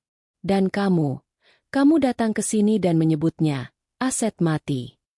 Rasa pedih dalam suara ibunya lebih tajam dari pisau. Kamu melihat semua ini dan yang kamu lihat hanyalah angka. Rupiah. Kamu tidak melihat keringat ayahmu. Kamu tidak melihat doaku. Kamu bersedia menukar semua itu demi mobil baru, jam tangan mahal, dan pujian dari teman-temanmu yang bahkan tidak peduli padamu. Kamu ingin menjual jiwa keluarga ini, Bima. Bima berhenti mondar-mandir. Kata-kata ibunya menembus lapisan amarahnya dan menusuk langsung ke rasa malunya. Aku melakukan apa yang harus kulakukan, lanjut Ibu Sari. Bukan untuk menghukummu, tapi untuk melindungi warisan ayahmu. Untuk melindungimu dari dirimu sendiri. Tapi utang itu, Bu, rintih Bima, kekuatannya seakan terkuras habis. 5 miliar itu nyata. Ancaman itu nyata. Aku tidak bisa menghadapinya sendirian. Uang 5 miliar itu, kata Ibu Sari, menatap lurus ke mata putranya, adalah harga dari sebuah pelajaran yang sangat mahal. Pelajaran tentang kejujuran, tentang kehormatan, tentang konsekuensi. Sebuah pelajaran yang sepertinya aku dan ayahmu gagal ajarkan kepadamu. Amarah Bima telah padam, digantikan oleh keputusasaan yang dingin. Ia tahu ibunya benar. Ia tahu semua ini adalah kesalahannya. Kesombongannya telah membutakannya. Ia jatuh berlutut. Sebuah isak tangis yang tertahan akhirnya pecah. Aku mohon, Bu, tolong aku. Sekali ini saja. Aku janji akan berubah. Aku akan melakukan apa saja. Jangan biarkan aku hancur seperti ini. Melihat putranya berlutut dan menangis adalah pemandangan yang menyayat hati bagi Ibu Sari. Naluri keibuannya ingin segera berlari, memeluknya, dan membereskan semua masalahnya. Tapi bagian dirinya yang lebih bijaksana, bagian yang diwarisi dari keteguhan suaminya, menahannya. Membantu Bima sekarang hanya akan memastikan ia mengulangi kesalahan yang sama di masa depan. Terkadang, cinta yang paling besar adalah cinta yang membiarkan orang yang dikasihi merasakan sakitnya api agar ia belajar untuk tidak bermain dengannya lagi. Matanya berkaca-kaca, tetapi suaranya tetap teguh. Berdirilah, Bima. Jangan merendahkan martabatmu lebih jauh lagi. Menangis dan memohon tidak akan menyelesaikan masalahmu. Ayahmu tidak pernah lari dari masalah. Dia menghadapinya. Ia tidak menawarkan solusi. Ia tidak menawarkan uang. Ia tidak menawarkan bantuan. Ia hanya menawarkan sebuah cermin. Dan di cermin itu, Bima melihat bayangan dirinya yang hancur dan menyedihkan. Ia bangkit perlahan. Kakinya terasa berat. Ia menatap ibunya untuk terakhir kali, mencari secercah belas kasihan. Tetapi yang ia temukan hanyalah cinta yang keras dan tak tergoyahkan. Cinta yang menuntut pertanggungjawaban. Tanpa mengucapkan sepatah kata pun lagi, ia berbalik dan berjalan keluar dari apartemen. Ia tidak membanting pintu. Ia menutupnya dengan pelan di belakangnya. Suara klik dari kunci pintu itu terdengar seperti sebuah titik di akhir kalimat hidupnya. Ia telah diusir dari surga, bukan dengan amarah, tetapi dengan kebenaran. Dan kini, ia harus berjalan sendirian di neraka yang ia ciptakan sendiri. Tenggat waktu 24 jam itu datang dan pergi seperti pencuri di malam hari, meninggalkan keheningan yang mencekam. Bima tidak kembali ke apartemen sewanya. Ia tahu tempat itu sudah tidak aman. Dengan sisa uang tunai yang ia miliki, ia menyewa sebuah kamar di motel melati di pinggiran kota. Sebuah tempat yang anonim dan menyedihkan, dengan dinding yang tipis dan sprei yang berbau asap rokok. Ini adalah kebalikan dari semua yang pernah ia impikan. Rasa takut adalah teman satu-satunya. Setiap kali ada suara motor yang berhenti di depan motel, jantungnya berdebar kencang. Setiap kali ada yang mengetuk pintu kamar sebelah, ia menahan napas. Ia mematikan ponselnya, memutus satu-satunya jalur komunikasi dengan dunia luar. Ia menjadi hantu, bersembunyi di antara orang-orang yang juga sedang bersembunyi dari sesuatu. Tapi di zaman modern, bersembunyi tidaklah mudah. Pada hari kedua persembunyiannya, sebuah pesan masuk ke ponsel lamanya yang ia nyalakan sebentar untuk memeriksa waktu. Pesan dari nomor tak dikenal. Tidak ada teks, hanya sebuah gambar. Gambar pintu depan apartemen sewanya. Diambil dari sudut rendah. Sebuah pesan yang jelas. Kami tahu di mana kamu tinggal. Bima merasa darahnya menjadi dingin. Ia langsung mematikan ponselnya lagi. Tapi teror itu sudah tertanam di benaknya. 1 jam kemudian, pesan lain datang. Kali ini, sebuah gambar mobil sportnya yang terparkir di basement. Lalu, selang 5 menit, gambar lain. Gambar yang sama, tetapi kini keempat bannya sudah kempis dan kaca depannya retak seperti sarang laba-laba. Pesan teks singkat menyertainya. Ini baru cicilan pertama. Mereka tidak main-main. Hartono dan orang-orangnya tidak akan berhenti sampai mereka mendapatkan apa yang mereka mau. Mereka tidak akan membunuhnya. Setidaknya belum. Mereka akan menyiksanya secara perlahan, membongkar sisa-sisa hidupnya satu persatu sampai tidak ada yang tersisa. Panik memberinya kekuatan untuk bergerak. Ia tidak bisa hanya berdiam diri menunggu mereka menemukannya. Ia harus melakukan sesuatu. Ia butuh uang, secepatnya. Pilihan pertamanya adalah mobil itu. Ia menyelinap kembali ke apartemennya di tengah malam seperti pencuri. Ia menggunakan ban serep dan pompa portabel untuk mengisi 1 ban. Cukup untuk mengemudikan mobil pincang itu keluar dari basement. Ia tidak bisa membawanya ke bengkel resmi atau dealer mobil bekas. Ia membawanya ke sebuah bengkel ketok magic di pinggir kota, tempat di mana orang tidak banyak bertanya. Pemilik bengkel, seorang pria gempal dengan tangan penuh oli, menatap mobil itu dengan pandangan menilai. Ia tahu persis jenis situasi yang dihadapi Bima. Kaca pecah, ban sobek semua. Bodinya juga ada lecet di sana-sini. Ini pasti, mobil masalah, kata pria itu sambil mengunyah sirih. Saya butuh uang cepat. Pak, berapa Bapak berani bayar? Tanya Bima, menelan harga dirinya. Negosiasi itu brutal dan memalukan. Mobil yang beberapa bulan lalu ia beli dengan harga hampir 2 miliar rupiah, kini ditawar tidak lebih dari 300 juta. Bima mencoba menawar, tetapi tatapan mata pria itu mengatakan segalanya. Ambil atau tinggalkan. Dengan perasaan hancur, Bima mengambilnya. Ia menyerahkan kunci dan surat-surat mobilnya, lalu menerima segepok uang tunai yang terasa sangat sedikit dibandingkan pengorbanannya. Langkah berikutnya adalah menjual barang-barang pribadinya.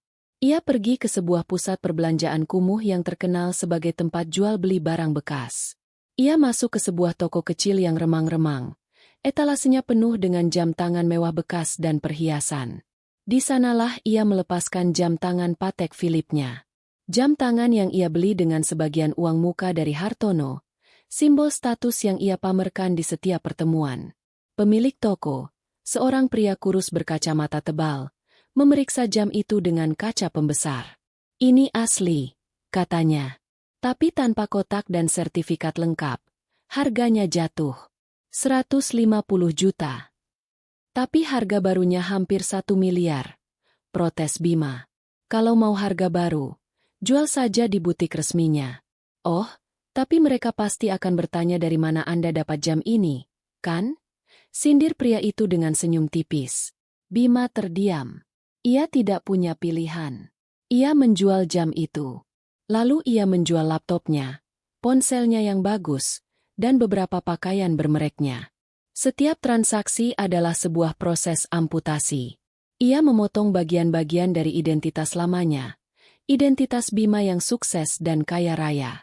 Identitas palsu yang telah ia bangun. Saat ia keluar dari pusat perbelanjaan itu, hari sudah sore. Ia membawa sebuah tas ransel yang berat berisi uang tunai. Ia merasa kotor dan hina. Orang-orang di sekitarnya berjalan seperti biasa, tertawa, makan, berbelanja. Mereka hidup di dunia yang normal. Sementara ia merasa seperti hidup dalam film thriller murahan. Ia kembali ke motel, mengunci pintu, dan menumpahkan semua uang hasil penjualannya ke atas tempat tidur. Gepokan uang ratusan ribu dan 50-an ribu. Ia mulai menghitungnya dengan tangan gemetar. 300 juta dari mobil. 150 dari jam tangan. Mungkin sekitar 50 juta dari barang-barang lainnya. Totalnya 500 juta rupiah. Ia menatap tumpukan uang itu. Bagi banyak orang, itu adalah jumlah yang sangat besar. Tapi bagi Bima, jumlah itu terasa seperti sebuah lelucon yang kejam. 500 juta. Utangnya 5 miliar. Uang itu bahkan tidak cukup untuk membayar bunga dari utangnya. Saat itulah ia benar-benar mengerti. Ia mengerti arti dari kehancuran total. Tidak ada jalan kembali. Ia tidak akan pernah bisa membayar utang itu. Ia tidak akan pernah bisa kembali ke kehidupannya yang dulu. Ia telah membakar semua jembatan di belakangnya. Ia berbaring di samping tumpukan uang itu, menatap langit-langit kamar motel yang bernoda. Kesombongannya telah hilang. Arogansinya telah menguap. Yang tersisa hanyalah rasa takut yang dingin dan kehampaan yang luas. Apa yang harus ia lakukan sekarang? Melarikan diri? Berganti nama dan hidup dalam pelarian selamanya. Selalu melihat ke belakang? Atau menyerah pada nasib? Menunggu orang-orang Hartono menemukannya dan mengakhiri semuanya? Tidak ada pilihan yang baik. Ia berada di ujung jalan. Jalan buntu yang ia paving sendiri dengan kebohongan dan keserakahan. Untuk pertama kalinya dalam hidupnya, Bima Nugroho tidak punya rencana apapun. Ia hanya punya tumpukan uang yang tidak berharga dan masa depan yang gelap gulita. Beberapa minggu telah berlalu sejak pertemuan terakhir mereka. Bagi Bima, waktu tidak lagi diukur dalam hari, melainkan dalam sisa lembaran uang di dompetnya. Ia berpindah dari satu motel murah ke motel lainnya. Setiap beberapa hari, didorong oleh paranoia bahwa orang-orang Hartono akan menemukannya. Ia hidup seperti tikus di selokan kotanya sendiri. Ia makan sekali sehari, biasanya nasi bungkus yang ia beli di warteg pinggir jalan. Tubuhnya menyusut, pipinya menjadi tirus, dan matanya yang dulu tajam dan penuh perhitungan, kini selalu waspada dan penuh ketakutan. Kemewahan masa lalunya terasa seperti mimpi demam. Jas Armani, sepatu kulit Italia, jam tangan Patek Philippe, semua itu terasa seperti milik orang lain, dari kehidupan lain. Ia telah menyadari kebenaran yang pahit. Tanpa uang, tanpa status, ia bukan siapa-siapa. Identitas yang ia bangun dengan susah payah ternyata hanya setipis kartu kredit. Teror dari Hartono datang secara sporadis, tetapi efektif. Suatu hari, ia menerima sebuah gambar di ponselnya. Foto ibunya yang sedang menyiram tanaman di balkon, diambil dari gedung seberang dengan lensa tele. Tidak ada teks ancaman. Tidak perlu. Pesannya jauh lebih mengerikan. Kami tahu kelemahanmu. Kami bisa mencapainya kapan saja. Pesan itu adalah titik baliknya. Selama ini, ketakutannya hanya terpusat pada dirinya sendiri.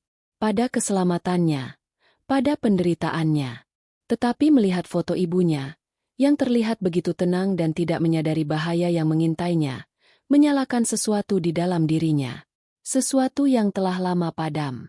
Rasa tanggung jawab. Kekacauan ini adalah ciptaannya. Jika ibunya sampai terluka, itu akan menjadi dosanya yang tidak akan pernah bisa diampuni. Ia tidak bisa terus bersembunyi. Ia tidak bisa terus berlari. Malam itu, didorong oleh sisa-sisa keberanian terakhirnya, ia memutuskan untuk kembali. Bukan untuk meminta, bukan untuk menuntut. Ia hanya butuh petunjuk. Ia butuh kompas di tengah badai yang telah menenggelamkannya. Ia tiba di depan gedung apartemen itu jauh lewat tengah malam. Ia tidak lagi terlihat seperti penghuni atau tamu. Dengan pakaiannya yang lusuh dan penampilannya yang kuyuh, ia lebih terlihat seperti gelandangan yang tersesat. Ia ragu-ragu untuk mendekati lobi, takut diusir oleh penjaga keamanan yang dulu selalu menyapanya dengan ramah. Ia menunggu, bersembunyi di bayang-bayang, sampai seorang penghuni lain masuk. Ia menyelinap di belakang mereka, menundukkan kepala, dan berhasil masuk ke dalam lift tanpa terdeteksi. Ia berdiri di depan pintu apartemen ibunya, merasa seperti penjahat yang kembali ke tempat kejadian perkara. Bau samar masakan dari celah pintu membuatnya merasa mual karena rindu. Butuh waktu hampir 10 menit baginya untuk mengumpulkan kekuatan hanya untuk mengetuk pintu. Ketukannya pelan, ragu-ragu, nyaris tak terdengar. Ia menunggu lama, berpikir mungkin ibunya sudah tidur atau tidak akan membukakan pintu. Saat ia hampir berbalik untuk pergi, kunci pintu berputar perlahan dan pintu terbuka. Ibu Sari berdiri di sana, mengenakan baju tidurnya. Ia tidak terlihat terkejut. Seolah ia tahu, cepat atau lambat, putranya akan kembali. Ia menatap Bima dari ujung kepala sampai ujung kaki. Ia melihat tubuh yang lebih kurus, janggut yang tidak terurus, dan yang paling utama, ia melihat ketakutan yang begitu murni di mata anaknya. Tidak ada kata-kata celaan. Tidak ada pertanyaan. Ia hanya membuka pintu lebih lebar dan berkata dengan lembut, "Kamu pasti lapar." Bima melangkah masuk. Kehangatan dan kebersihan apartemen itu terasa seperti dunia lain dibandingkan dengan kamar motelnya yang pengap. Ibunya tidak mengatakan apa-apa lagi. Ia hanya berjalan ke dapur, memanaskan sisa semur daging dari makan malam, dan menyiapkannya di atas meja dengan sepiring nasi hangat. Persis seperti yang selalu ia lakukan saat Bima pulang larut malam ketika masih kuliah dulu. Tindakan sederhana tanpa syarat itu, sebuah tindakan murni keibuan, adalah hal yang akhirnya meruntuhkan semua pertahanan Bima. Saat ia duduk di meja makan itu, meja tempat ayahnya dulu mengajarinya, dan mencium aroma masakan ibunya, ia tidak bisa menahannya lagi. Ia menundukkan kepalanya dan menangis. Bukan tangisan amarah atau frustrasi, tapi tangisan seorang anak yang tersesat yang akhirnya menemukan jalan pulang. Tangisan penyesalan yang sunyi dan dalam. Ibu Sari duduk di seberangnya, membiarkannya menangis sampai selesai. Ia tidak mengelus punggungnya. Ia tidak mengucapkan kata-kata penghiburan. Ia hanya memberinya ruang untuk melepaskan semua racun di dalam jiwanya. Setelah tangisnya reda, Bima makan dalam diam. Setiap suap nasi terasa seperti pengampunan. Setelah piringnya bersih, ia akhirnya mengangkat kepalanya dan menatap ibunya. "Aku salah, Bu," katanya. Suaranya serak. "Aku salah tentang semuanya." Ia menceritakan segalanya. Tentang persembunyiannya, tentang teror dari orang-orang Hartono, tentang penjualan mobil dan jam tangannya, dan tentang foto ibunya di balkon. Ia tidak meminta belas kasihan. Ia tidak menyalahkan siapapun selain dirinya sendiri. Ia hanya memaparkan kebenaran yang telanjang dan menyakitkan. Ketika ia selesai, ia menatap ibunya dengan mata yang putus asa. "Aku tidak tahu harus berbuat apa lagi, Bu," bisiknya. "Aku terjebak. Aku takut." Ini adalah pertama kalinya ia meminta nasihat, bukan uang. Ini adalah pertama kalinya ia mengakui kelemahannya. Ibu Sari menghela napas panjang. Napas seorang ibu yang membawa beban dunia di pundaknya. "Selalu ada jalan, Bima," katanya dengan tenang. "Tapi jalan itu tidak selalu mudah. Sekarang, kamu punya dua pilihan.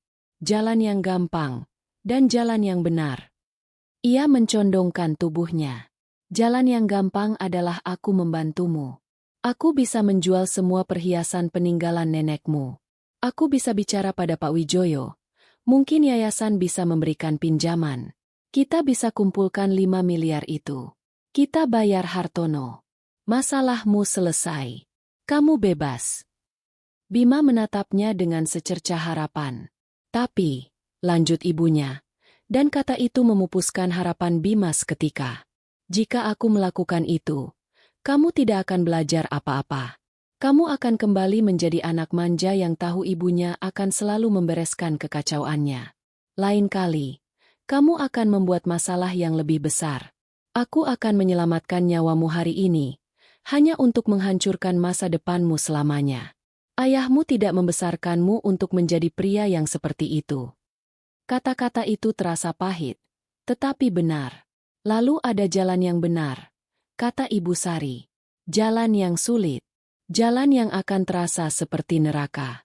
Tapi itu adalah satu-satunya jalan yang akan membuatmu menjadi seorang pria sejati. Apa itu, Bu? Bisik Bima. Kamu tidak bisa lari dari Hartono. Kamu harus menghadapinya. Kamu tidak punya uang 5 miliar untuk membayarnya. Itu adalah fakta. Tapi kamu punya sesuatu yang lain. Kamu punya sisa hidupmu. Kamu punya tenagamu. Ibu Sari berdiri dan berjalan ke kamarnya. Beberapa saat kemudian, ia kembali. Di tangannya ada sebuah amplop coklat. Amplop yang sama yang pernah Bima lemparkan ke meja dengan penuh penghinaan. Ia meletakkan amplop itu di depan Bima. Di dalamnya ada 1 juta rupiah, katanya. Dulu kamu memberikannya padaku sebagai sebuah penghinaan. Sekarang, aku mengembalikannya padamu sebagai sebuah kesempatan. Bima menatap amplop itu dengan bingung. Besok pagi, perintah ibunya dengan suara yang tidak menerima bantahan. Ambil uang ini. Pergi ke tukang cukur. Rapikan dirimu. Beli 1 setel kemeja dan celana yang bersih dan pantas. Jangan yang mahal. Yang penting bersih. Setelah itu, kamu akan pergi menemui Hartono. Menemuinya? Untuk apa? Dia akan membunuhku. Dia tidak akan membunuh sumber utangnya, jawab Ibu Sari dengan keyakinan yang aneh. Kamu akan datang ke kantornya. Jangan merengek. Jangan memohon. Kamu akan menatap matanya dan berkata, Pak Hartono, saya telah menipu Bapak. Saya tidak punya uang untuk membayar utang saya. Tapi saya punya kehormatan yang tersisa. Izinkan saya membayar utang saya dengan bekerja untuk Bapak. Pekerjaan apa saja. Di mana saja. Tanpa gaji. Sampai Bapak menganggap utang saya lunas. Entah itu butuh 5 tahun atau 15 tahun. Bima terpana. Rencana itu gila. Itu adalah perbudakan modern. Ini bukan jalan keluar yang mudah, Bima, kata ibunya, seolah membaca pikirannya. Ini adalah jalan penebusan. Hartono adalah tipe orang yang membenci kelemahan, tapi mungkin ia masih bisa menghargai keberanian. Dengan melakukan ini, kamu mengubah statusmu dari seorang penipu yang lari menjadi seorang pria yang bertanggung jawab. Ini adalah satu-satunya kesempatanmu. Bima menatap amplop berisi uang 1 juta rupiah itu. Uang yang menjadi simbol kesombongannya kini telah berubah menjadi kunci untuk penebusannya. Pelajaran yang diberikan ibunya begitu dalam dan menyakitkan. Ia tidak menawarkan pelukan hangat. Ia menawarkan pedang untuk menghadapi naga yang ia ciptakan sendiri. Dengan tangan gemetar, Bima mengambil amplop itu. Ia mengangguk pelan. Untuk pertama kalinya dalam beberapa minggu, ketakutan di matanya digantikan oleh sesuatu yang lain. Secercah cahaya redup dari sebuah keputusan. Ia telah menemukan jalannya. Jalan yang paling terjal dan paling curam, tapi setidaknya, itu adalah sebuah jalan untuk maju. 1,5 tahun kemudian, langit Jakarta masih sama sibuknya. Dari jendela apartemen di lantai 32, pemandangan kota yang terhampar masih memukau. Tetapi bagi Ibu Sari, ada sesuatu yang telah berubah. Apartemen yang dulu terasa sunyi dan penuh kenangan masa lalu, kini terasa hidup dengan energi baru. Energi harapan. Hidupnya telah menemukan ritme yang baru. 3 kali seminggu, ia akan pergi ke kantor kecil Yayasan Suryo Nugroho yang mereka sewa tak jauh dari apartemen. Ia tidak lagi hanya seorang pendiri pasif. Ia adalah jantung dari yayasan itu. Ia secara pribadi mewawancarai setiap calon penerima beasiswa. Ia mendengarkan cerita mereka. impian mereka, dan kesulitan mereka. Ia melihat pantulan masa muda suaminya di mata anak-anak cerdas dari keluarga sederhana itu. Anak seorang supir angkot yang bercita-cita membangun jembatan. Putri seorang penjahit yang ingin merancang mesin yang lebih efisien. Di dalam diri mereka, ia melihat warisan Suryo yang sesungguhnya. Semangat untuk membangun, bukan untuk menghancurkan. Ruang tamu apartemennya yang luas kini sering menjadi tempat pertemuan informal. Ia akan mengundang para mahasiswa penerima beasiswa untuk makan siang. Ia akan memasak untuk mereka, mendengarkan keluh kesah mereka tentang ujian yang sulit, dan memberikan nasihat-nasihat keibuan. Mereka memanggilnya Eyang Sari. Apartemen itu tidak lagi hanya sebuah benteng kenangan, tapi telah menjadi sebuah mercusuar. Tempat di mana masa depan sedang ditempa. Tentang Bima, ia tidak mendengar kabar secara langsung. Komunikasinya bersifat tidak langsung, melalui Pak Wijoyo yang sesekali memberinya kabar singkat.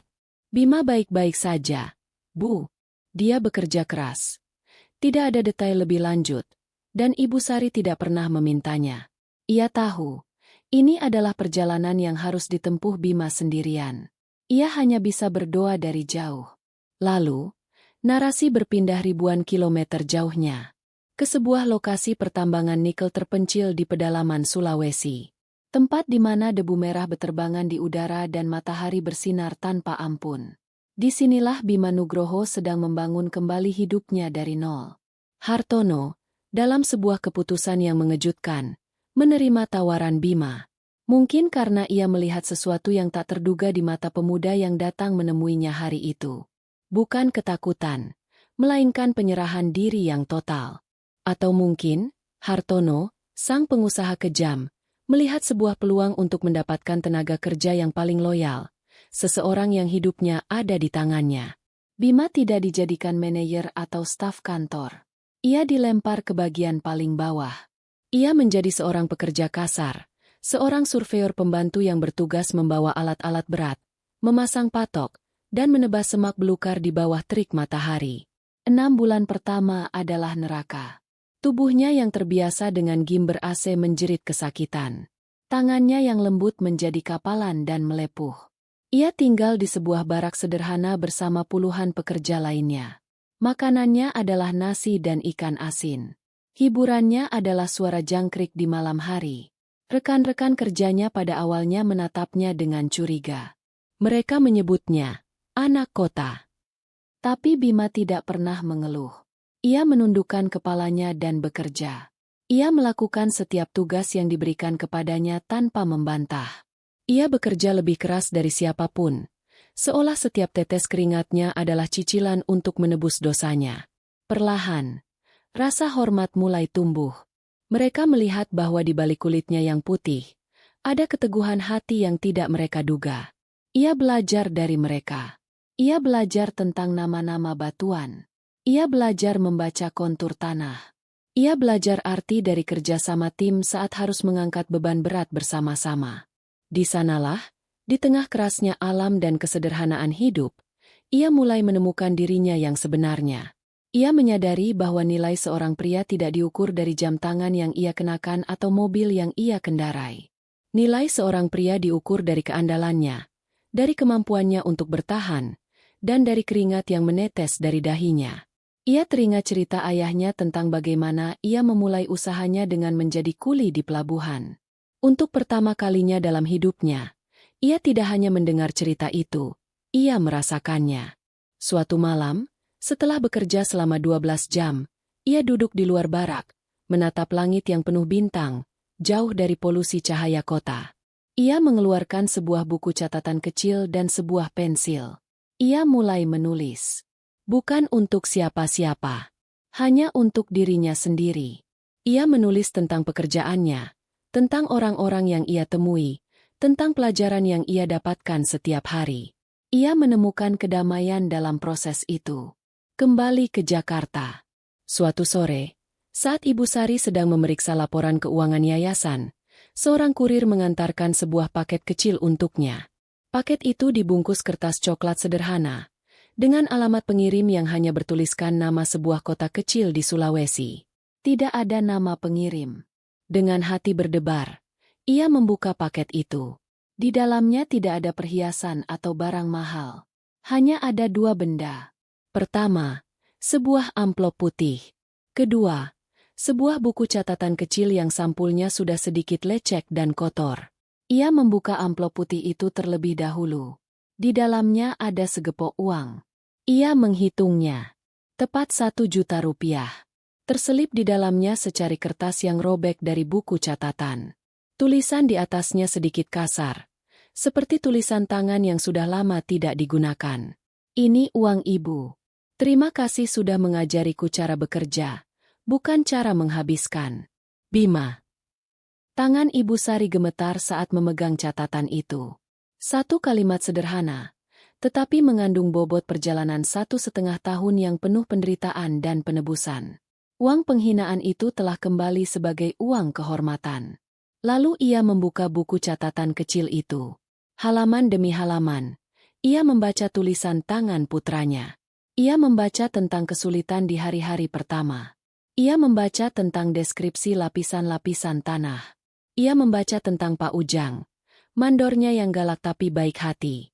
Ia membaca tentang sukacitanya saat berhasil mengidentifikasi jenis batuan yang benar untuk pertama kalinya. Tidak ada keluhan. Tidak ada penyesalan. Yang ada hanyalah catatan harian seorang pria yang sedang belajar untuk hidup. Air mata mengalir deras di pipi Ibu Sari saat ia membaca. Bukan air mata kesedihan, tapi air mata kebanggaan yang meluap.